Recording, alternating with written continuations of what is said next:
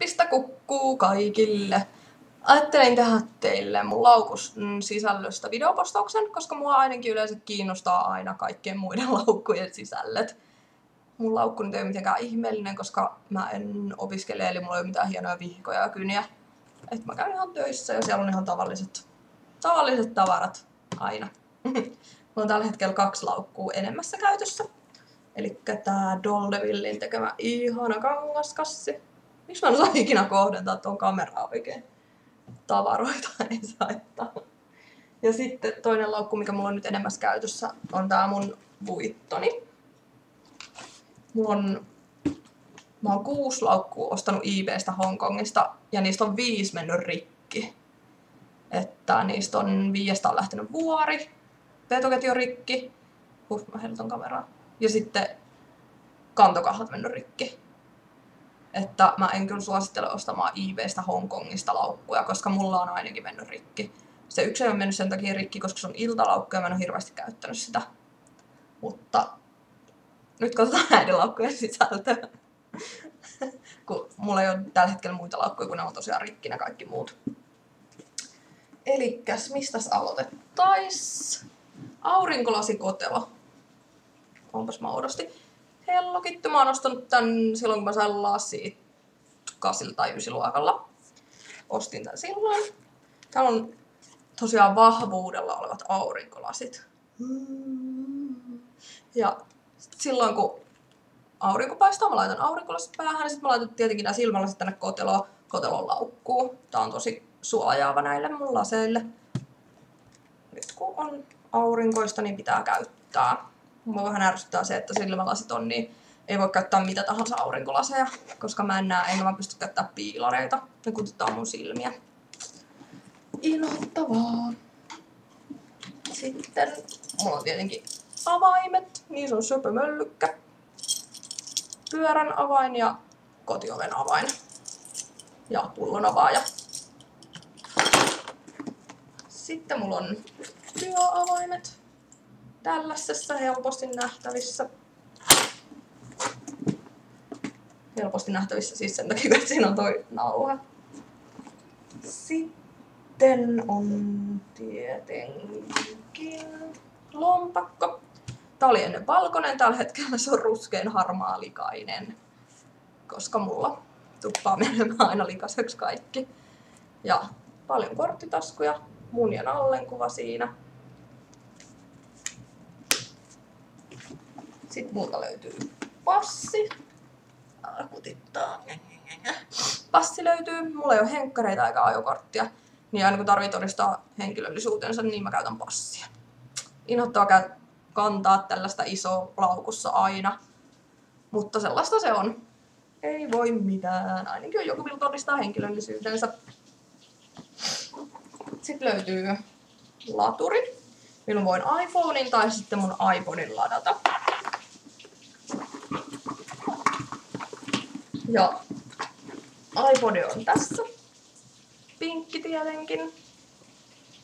Mulla on 2 kuulokkeet. Toisesta mä en tällä hetkellä tiedä, että missä ne on. Mutta toiset on tällaiset Hello Kitty -kuulokkeet, pinkit. Supersöpöt. Ja hyvä basso. Ja puhelin on tällainen. Tällaisessa tällä hetkellä Nalle osti mulle tämän kuoren. Nämä on tosi teräviä nämä piikit. Tähän saa hyvin laitettua nuo kortit. Eli sit kun mä ruokkikselle menen, en jaksa ottaa lompakkoa enkä laukkuun, niin mä tungen vaan kortin tähän ja lähden kauppaan. Sieltä oli puhelin. Sitten löytyy deodorantti, aina mukana. Mä käytän Rexona Maximum Protectionia. Mulla on vähän ollut ongelmia, että paljon on tullut hikeä ja tälleen näin. Niitä on tosi auttavaa tää Maximum Protection ainakin mulle. Eli jos teillä on paljon hikoilua, niin sit kannattaa oikeesti kokeilla edes tätä näin. Vaikka toi onkin hieman kalliimpaa kuin muut. Toi maksaa joku 9 €, mutta kun toi on toimivaa. Sitten löytyy laukkukoukku. Mun työkaveri antoi tän mulle. Eli tää laitetaan tälleen näin pöytää kiinni tähän laukkuun. Ja se pysyy siinä sitten. Tää on tosi kätevää, ei tarvitse pitää lattialla laukkua tai sylissä. voi jättää siihen roikkumaan. Sitten sytkäri. Paljon kuitteja. Mä yleensä kaupassa sanon, että ei tarvitse antaa kuittia. Mutta välillä kun ne työntää sen kuitin, niin mä heitän kaikki vaan laukkuun tai lompakkoon. Ja sit mä annan poistaa niitä siellä, niin välillä näitä on ihan sairaasti tuolla noin. Sitten viimeisenä E-kulta saatu meikkipussi. Tää on tosi hyvä, kun tänne voi laittaa kaikki pieniä meikkitarvikkeita sun muuta. Mä esittelen tämänkin sisällön teille. Elikkäs Rimmelin poskipuna, Spring Flower. Tää on hyvä, kun täällä pystyy itse päättämään, että haluuko tummempaa vai vaaleampaa, kun tässä on nämä 3 sävyä, mitä voi yhdistellä. Tällä hetkellä tästä puuttuu tuo meikkisivelli, mutta täytyy etsiä se jostain. Sitten löytyy puuteri Isadoran Soft Mist. Tää on mun kasvoille tosi hyvä, kun tää on niin vaaleeta. Mä oon itekin niin vaalea. Mä en oo yhtään ruskettunut, vaikka onkin kesä ja on ollut ulkona. Laveran käsirasva. Tää tuli muistaakseni Liveboxissa mukana. Ja tää nyt on ollut täällä meikkipussissa, kun tää on hyvän kokoinen, niin se mahtuu sinne. Aspirin chippiä pääsärkyyn. Eskadan hajuvesi. Mulla on yleensä joku pieni siis hajuvesi. Tällä hetkellä on Eskadan Rockin Rio 4 millinen. Tätä on hyvä laittaa joskus, kun siltä tuntuu. Ja vielä kajaalikynä. Tällä hetkellä mulla on tällainen musta glitterinen ja toisella puolella on vaaleanpunainen. Vaaleanpunasta mä en käytä, se on aika huono. Mut musta. Hyvä. Mulla on aina musta. Oli siinä glitteriä tai ei. Vähän vaihtelee, että mitä mä tänne meikkipussiin aina laitan. Jos on hukassa, niin sitten laitetaan toinen. Ei haittaa, vaikka ei olisikaan glitteriä. Ja sellaista. Siinä oli mun laukun sisältö.